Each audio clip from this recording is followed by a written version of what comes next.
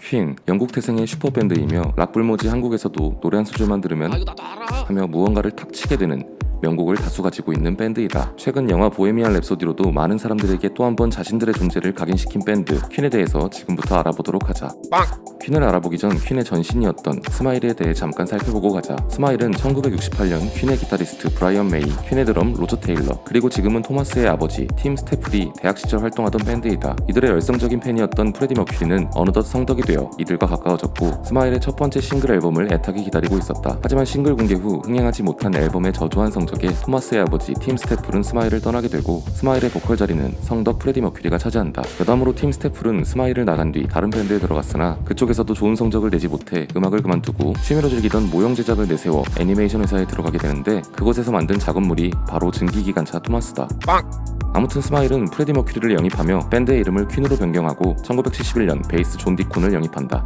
전설 오브 레전드가 될 이들의 학력이 꽤나 특이한데 디자인을 전공한 프레디 머큐리 외 브라이언 메이는 천체물리학, 로저 테일러는 치의대생, 존 디콘은 전자공학을 배운 공학도들이었다. 음악뿐만 아니라 뇌까지 섹시했던 이들은 4명의 완전체가 되어 클럽과 대학 공연에서 활동하며 이름을 알리기 시작한다. 자신들의 목소리를 내며 분절하는 퀸은 71년 첫 번째 앨범을 발매하였으나 큰 성공을 거두지 못하고 74년 2집까지 발매하였으나 이도 그리 성공하지 못한다. 퀸의 앨범이 실패한 이유는 그 당시 시대적 배경에 있기도 했다. 70년도 영국에서는 뮤지컬과 같은 다양한 연출과 비주얼을 한국에 집어넣은 장르인 글램락이 인기였는데 음악평론가들에게 퀸은 수많은 글램락 밴드 중 허접한 아류 밴드로 밖에 보이지 않았던 것. 그럼에도 불구하고 퀸은 74년 하반기 싱글 킬러퀸을 발매하며 UK 차트 2위에 오르는 성공을 거두었으며 킬러퀸을 포함한 3집의 상업적 성공을 거두며 영국뿐만 아니라 미국과 일본 등에도 이름을 알리기 시작한다. 3집의 대성공으로 제법 돈을 만졌어야 할 퀸은 당시 소속되어 있던 소속사와 불공정 계약으로 인해 정해진 보수밖에 받지 못했다는데 그 금액이 우리나라 돈으로 무려 4만 원이었다고 한다. 결국 법적 분쟁 끝에 퀸은 소속사를 나오게 되고 비틀즈를 배출했던 메이저 소속사 EMI로 들어간다. 그리고 다음해 75년도 퀸의 대표곡으로 모두에게 알려져 있는 보헤미안 랩소디와 러브 오브 마이 라이프를 포함한 4집을 발매한다. 영화를 보신 분은 알겠지만 보헤미안 랩소디를 만들기 위해 갖은 고생을 다했는데 이 노래를 위해 프레디 머큐리는 목소리가 나오지 않을 때까지 계속 재녹음했고 멤버들은 70시간이 넘도록 180번이 넘는 오버더빙을 했다고 한다. 그리하여 합창단이 부르는 듯한 뉘앙스의 오페라 파트가 완성되었고 이런 노력 속에 탄생한 아카펠라 플러스 오페라 플러스 하드록이 섞인 보헤미안 랩소디는 무려 9주 동안 영국 차트 1위와 미국 빌보드 9위를 기록하며 영국을 대표하는 세계적 밴드로 도약한다. 그리고 그들은 다음해 76년 Somebody to Love가 포함된 5집을 발매, 77년 6집 앨범의 We Will Rock You와 We Are the Champion이 다시 한번 히트한다. 그리고 78년 Don't Stop Me Now가 포함되어 있는 7집 앨범을 발매한다. 짧은 시간 동안 많은 명곡을 쏟아낸 퀸이었으나 당시 평론에는 발전성이 없고 비슷비슷한 곡을 낸다, 지루하다 등 냉정한 혹평이 줄을 이었으며 앨범 판매량도 전작들에 비해 반토막 이하로 떨어져 상업적인 성과도 거두지 못했다. 그리고 찾아온 80년대, 당시 음악 시장은 디스코와 컨트리 장르가 유행하기 시작했다. 이에 발맞추어 퀸 역시 팝펑크와 컨트리를 지향한 8번째 정규 앨범을 내놓는다. 미국의 전통 음악쯤으로 여겨지는 컨트리 장르를 앨범에 접목시켜 보수적인 미국 아재들에게도 국뽕 차오르게 만드는 노래로 술집마다 주구장창 틀어놔 그 힘으로 미국 빌보드 핫 100 차트 1위로까지 올랐다는 설도 있다.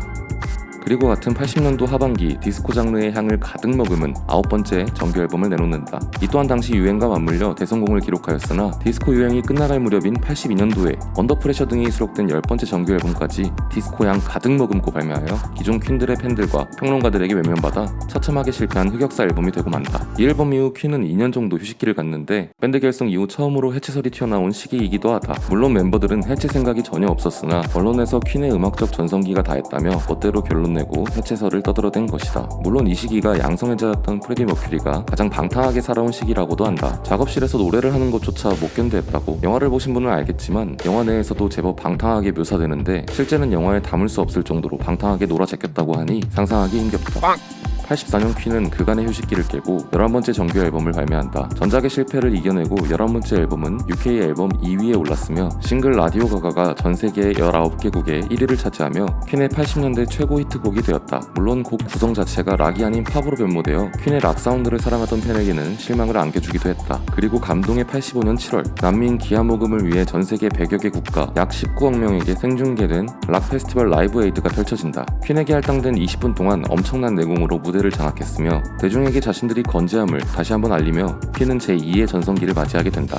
86년 12번째 정규 앨범을 발매하고 전 유럽을 도는 공연은 연신 매진을 기록한다. 하지만 이 당시 에이즈를 앓고 있던 프레디 머큐리의 건강 악화로 인해 투어 공연은 20만 명 관객을 운집한 영국 공연을 끝으로 더 이상 진행할 수 없었다. 프레디의 에이즈 환자라는 사실은 멤버와 지인 외 아직 공개하지 않았던 터라 각종 에이즈 관련 루머와 스캔들로 곤혹을 치렀다. 하지만 에이즈를 앓고부터 음악에만 전념했던 프레디 머큐리는 89년 13번째 앨범을 발매하며 앨범 음악성으로 가장 높은 평가를 받았으며 91년 14번째 앨범을 발매하여 퀸 전체 커리어에서도 손꼽히는 명반을 발매한다. 그리고 1991년 11월 23일 언론의 가십거리였던 프레디의 에이즈 루머가 사실로 확인된다. 프레디 머큐리는 자신이 에이즈 질환을 앓고 있다는 사실을 발표했고 하루가 채 지나지 못한 채 24일 사망하게 된다. 멤버 모두 출중한 실력을 가지고 있는 밴드였으나 워낙 프레디 머큐리의 존재감이 컸기에 퀸은 프레디 머큐리 사후와 그 전후로 나뉘기도 한다.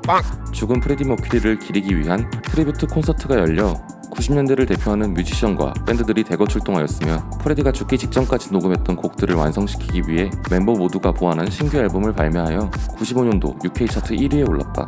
퀸은 여러 보컬 게스트를 초빙하여 음악 활동을 계속했으나 프레디 머큐리가 아니면 퀸이 아니라는 말을 남기며 베이스의 존 디코는 97년도 퀸을 떠나게 된다. 남은 기타의 브라이언 메이와 드럼 로즈 테일러는 퀸의 리마스터링 앨범과 뮤지컬 등에 참여하며 퀸으로서 활동을 지속했으며 2018년도 퀸의 전기를 영화로 만든 보헤미안 랩소디의 제작자로 참여했다. 영화 흥행 이후 보헤미안 랩소디 투어를 전 세계로 돌고 있으며 국내에도 20년 1월 18일 내한 공연을 진행했다. 유명한 밴드로서 많은 이야기와 일화가 있지만 전체적으로 알아보는 연대기 영상이므로 이상 영상을 줄여보도록 하겠습니다. 시청해주셔서 감사드립니다. 그럼 뿅.